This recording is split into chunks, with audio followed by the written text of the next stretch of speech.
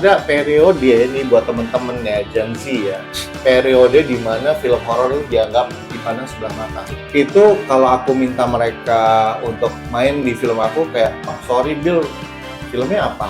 Horor ya? Enggak deh, kita kalau horor nggak terima. Sekarang, mesti gue mention nggak nih?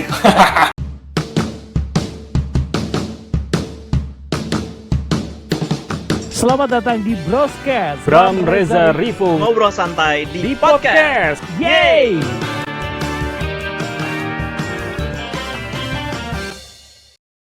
Bicara agak lebih luas lagi, ini kemudian paling nggak habis pandemi, film Mas kan agak lumayan padat sama horor ya. Film, series.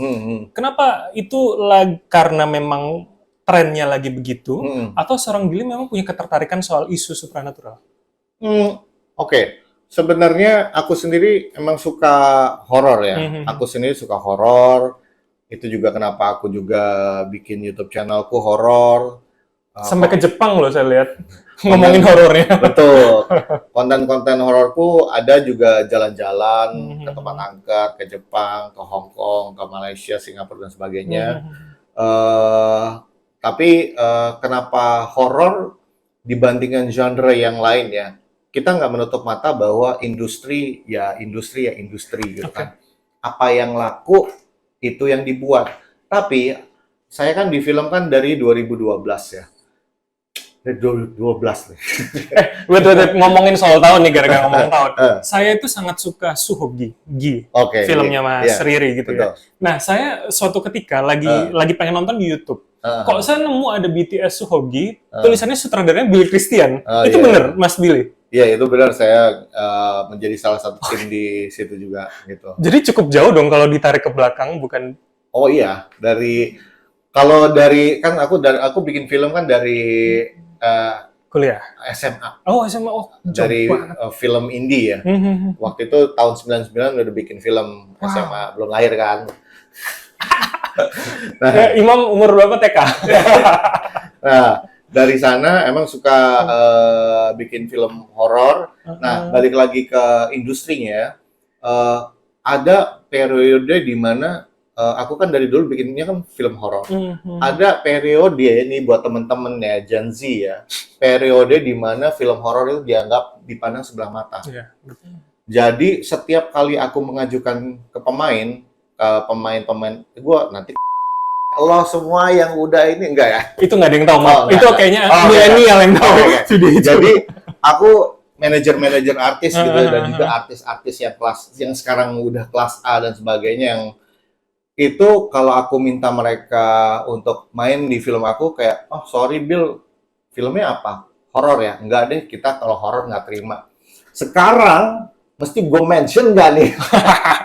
Suka sakit hati sih sebenarnya. Sekarang artis-artis pada main film horor ya karena horor udah diterima. The good thing is horor udah nggak didiskriminasi lagi oleh orang-orang. Pun kualitas dan cerita kan seperti yang kita ngomong tadi. Betul. Sudah naik kelas gitu loh. Dan juga dari segi dari segi festival lokal juga menerima horor. Mudah-mudahan festival lokal menerima horor bukan karena peraihan penontonnya aja ya, tapi juga disertai juga kualitas ceritanya sendiri. Betul. Jangan mentang-mentang 6 juta langsung masuk ke nominasi. Yang mana itu? Enggak, maksudku perspektifnya aja. Kita nggak boleh menilai segala sesuatu tuh yang nomor satu tuh dari jumlah penontonnya dulu gitu. Ya syukur-syukur kalau memang kualitasnya diiringi dengan kualitas ya, seperti itu. Kalau beberapa tahun terakhir, paling nggak sejak pandemi gitu, karena memang Mas punya kedekatan dengan isu itu kok? Pasti.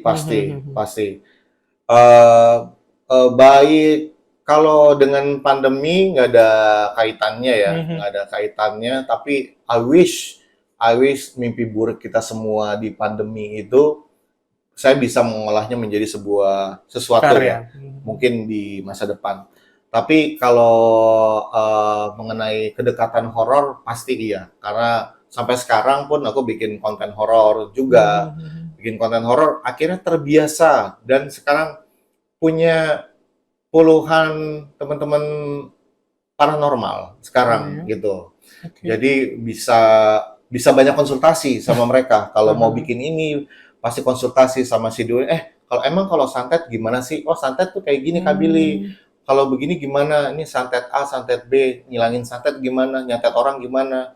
Terus juga tuh hantu tuh ada apa aja, kelas-kelasnya. Kalau Wow. ini gimana, ini gimana.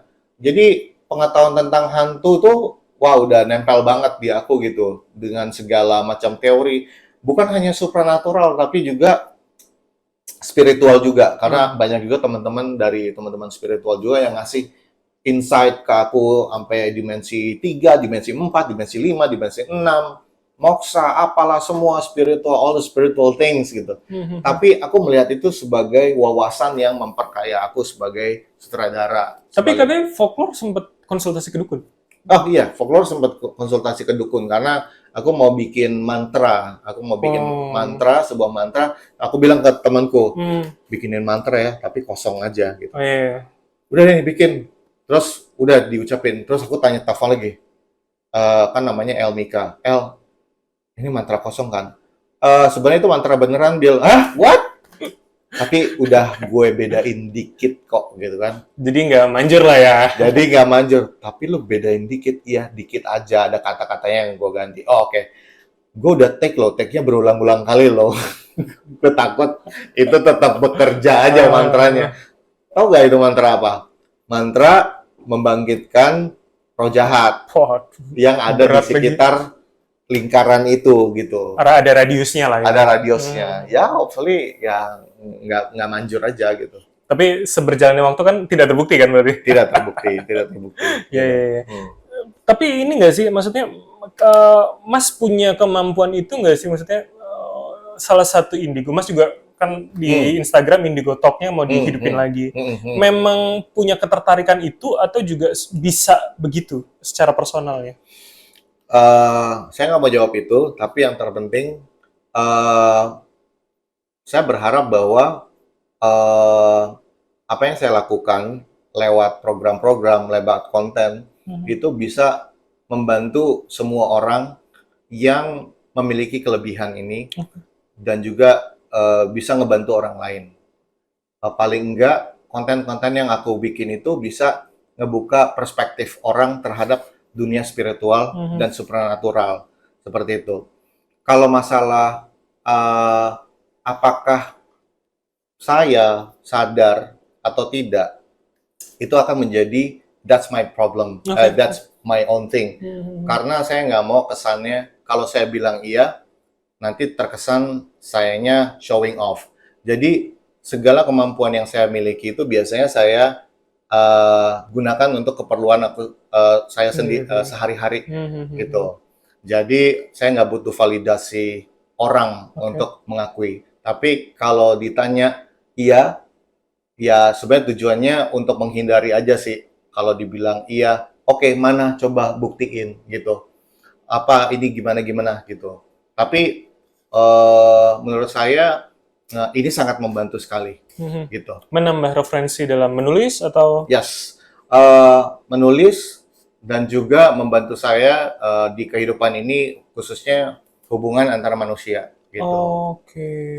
Terlepas dari Mas Billy memang cukup detail ya menilai orang kayaknya dari cara ngomong, dari appearance-nya gitu tadi. Yes, mungkin juga itu kebiasaan atau juga mungkin itu gift saya. Saya nggak tahu. Tapi itu sangat membantu saya banget dalam proses kreatif kayak gitu. Nah, bicara soal proses kreatif, referensi itu hanya dari itu atau kan banyak yang kemudian paling nggak dari Lost Man gitu ya. Banyak yang ngomong kalau ini horornya horor luar gitu loh yang coba digabungkan dengan yang ada di Indonesia. Kenapa itu harus begitu gitu? Oke, kalau untuk ngomong Lost Man Melati, memang proyeknya itu ada 2 sutradara. Jadi ada Mike Wilwan sama ada saya. Mike Wilwan itu orang Batam, Singapura. Dan aku ya orang Indonesia gitu. Mike ya bule banget. Kalau aku ya Indonesia. Jadi kita di sini ngebuat satu proyek dari awal, kita mau mengcombine gitu. Combine estetikanya Mike dan juga bagaimana Mike membuat film yang bule banget, dan di sini aku membuat film yang Indonesia dan kita berdua bersinergi lah. Bagaimana caranya agar film ini secara pasar Indonesia bisa dinikmati, secara pasar luar juga nggak terlalu asing banget gitu. Oh, ada Jadi, niat memang ada niatan dari awal seperti itu ya itu, dijual dari keluar. awal. Jadi memang kombinasinya seperti itu sih gitu. Nah itu penerimaan pasarnya gimana so far? Ada film, ada series, cukup diterima kah atau kemudian menjadi ya hal baru buat horor Indonesia, Mas? Menurut saya sih itu memang secara kualitas production design dan sebagainya ya bagus ya seperti itu. Untuk cerita sendiri in general effortnya juga cukup bagus. Tapi karena memang menurut saya karena ini perpaduan ya antara orang bule dan Indonesia bikin film, jadi menurut saya some scenes kayaknya buat orang bule aja deh takutnya gitu kan. Oke. Kalau some scenes mungkin orang Indonesia bisa takut, tapi orang bule nggak ngerti. Gitu. Kayak gitu. Ya kayak misalnya kalau kita kasih pocong orang bule, apaan tuh gitu kan. Kayak Karena di gitu. sana nggak begitu. Karena nggak ada pocong gitu kan. Kayak gitu-gitu. Jadi it's a very unique production ya menurut saya, dan kayaknya nggak bisa di-compare dengan sebuah film yang memang purely temanya Indonesia banget gitu, yang kampung banget, cult banget dan sebagainya. It's a two different kind of things sih menurut saya, karena kita harus melihatnya bahwa there's a two film directors gitu. Dan saya sih berusaha lagi-lagi ya, balik lagi, tanpa mengenyampingkan kesuksesan sebuah film hanya dari segi jumlah penonton aja. Gitu. Buat saya, itu udah pasti jumlah penonton, business wise. Tapi there will be always a person yang bilang ke kita, aku suka banget loh film kamu yang ini, gitu kan. Daripada aku nggak munafik, aku juga seneng juga kalau misalnya filmku bisa 1 juta, 2 juta, seneng juga. Tapi buat aku impression dan ketemu orang yang ngomong kayak gitu, yang bisa ingat filmku bertahun-tahun yang lalu dan mereka bisa ingat banget adegannya kayak gimana, wah itu priceless banget sih. Itu buat aku itu yang paling membahagiakan sih. Itu jujur, sejujurnya ya. Jadi yang ngomong ini pasti produser ya? Hah? Yang ngomong itu pasti produser ya kalau kayak gitu? Enggak, kalau aku senang kalau ketemu kalau produser kan biasanya kayak callingan gitu kan, Mas Billy ini ada investor mau bikin film gitu, nanti dia hubungin Mas Billy ya gitu. Oh oke. Tapi kalau boleh tahu kenapa? Iya soalnya dia nyari produser yang filmnya udah 1 juta. Terus gue bilang, film gue belum ada 1 juta, kenapa rekomendasiin ke gue gitu kan? Ya tapi kan Mas Billy bagus gitu. Oh oke. Udah tuh, seminggu kemudian gue tungguin kan, nggak ada. Terus gue ketemu lagi sama orangnya. Mas Billy, sorry ya filmnya nggak jadi, Mas Billy nggak kepilih. Oh nggak apa-apa, tenang aja. Emang siapa yang kepilih? Oh oke. Ya udah, nanti di-bip aja ya namanya. Nggak, maksud gue, ya udah. Jadi di luar sana, di industri, PH-PH baru nyarinya udah base, ada yang udah base, lu terakhir berapa ratus ribu penonton, lu terakhir berapa, kan kasihan dong sutradara-sutradara yang nggak pernah nyampe 200 ribu, atau yang cuman 100 ribu, 50 ribu, kan banyak ya. Buat aku industrinya jangan dinormalisasikan. Jangan jadi standar ya. Jangan jadi standar, karena sutradara itu not the only reason itu film flop. Karena di situ ada lu punya budget promosi gak? Lu tayang barengan film Disney gak? Bareng Marvel gak? Apakah? Gitu kan? Lalu juga distribusinya gimana? Itu PH gede atau PH kecil? Jadi so many elements ya. Oh, I hope bagian ini nggak diedit ya, karena buat orang it's not fair, buat kreator, buat sutradara, orang kreatif tuh hanya dilihat dari novel terlaris aja, novel subscriber paling banyak, followersnya banyak. Tapi aku sih berusaha kita nggak menormalisasi keberhasilan sebuah film itu hanya dari jumlah penonton aja. There's so many things yang bisa diambil ya, seperti itu. Diapresiasi ya. Yes. Oke, kalau gitu terakhir, jadi buat seorang Billy, apa harapan utama? Kalau tadi bukan angka, jumlah penonton, apa yang bisa mengembalikan rasanya? Atau mungkin cukup untuk semua effort dalam membuat satu project? Aku rasa masing-masing dari kita, memang kita semua punya preferensi film yang menurut kita bagus ya. Dan setiap orang berbeda-beda secara genre.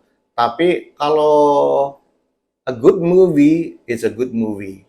Dari segi skenario, cerita, karakterisasi, film directingnya, artistik dan sebagainya, masing-masing kita bisa menilai sebenarnya. Tapi untuk personalnya Mas Billy, bahwa gua puas dengan film ini, Oke, itu apa? Dari aku gini, ketika aku merasa bahwa all the elements ini sudah cukup bagus hasilnya, all the elements ini, tapi ada elemen lain di luar film itu sendiri yang aku personally bisa dapatkan. Every project itu pasti ngajarin aku satu hal, beberapa hal. Entah aku jadi belajar tentang communication, tentang komitmen, tentang diri aku sendiri. Kalau kayak Marni di sini aku belajar untuk ada situasi-situasi yang membuat this is industry gitu kan. Ini pesanan produser gitu kan. Gua director yang punya vision, tapi ada orang lain juga dan sebagainya. Jadi buat saya, selain finally sukses udah mau tayang, tapi dari aku sendiri, I believe that I can learn something from the project itself. Gitu. Jadi setiap film tuh pasti ada yang aku pelajarin gitu. Seperti, dan itu jadi ngebuat aku jadi makin kaya dan dewasa ya as a person gitu. Karena buat aku ya film itu lifetime journey buat aku. Gitu. Aku akan terus belajar sampai aku 50 tahun, 60 tahun, semoga masih bisa bikin film terus. Amin. Dan pasti banyak lagi yang lain gitu. Jadi kalau buat penontonnya Mas Billy ini rasanya mungkin tumbuh bersama seorang Billy Christian ya, melihat karya-karyanya ya. Wah, itu senang banget sih. Amin. Mas Billy, thank you banget, banyak banget yang bisa didapatkan. Tentu insight pribadinya juga menarik untuk episode kali ini, dan teman-teman silakan tinggalkan di kolom komentar apa yang pengen kalian tahu lagi soal industri, apa yang kemudian pengen kalian tanyakan. Misalkan one day saya akan wawancara lagi dengan Mas Billy Christian. Kalau gitu, sampai sini dulu Broscast episode kali ini. Sampai jumpa.